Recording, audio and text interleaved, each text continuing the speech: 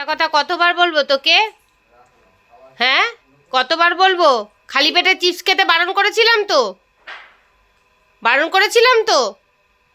এটা চিবিয়ে খেতে পাচ্ছিস তো? কেমন করে চেবাচ্ছিস দেখা তো। হ্যাঁ, আজকে ভাত এরকম চিবিয়ে যদি না খেয়েছিস তারপরে দেখবি তোর হবে আজকে।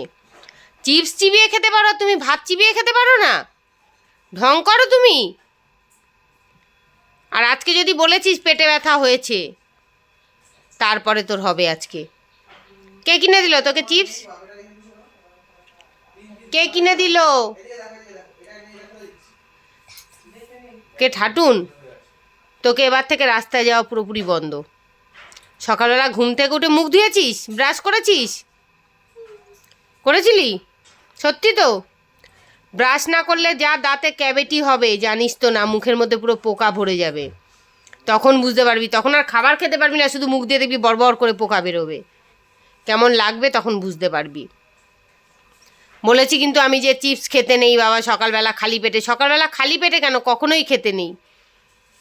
তোকে আমি চিপস বানানো দেখাবো, দাঁড়া, তাহলে আর তুই কোনোদিন খাবি না।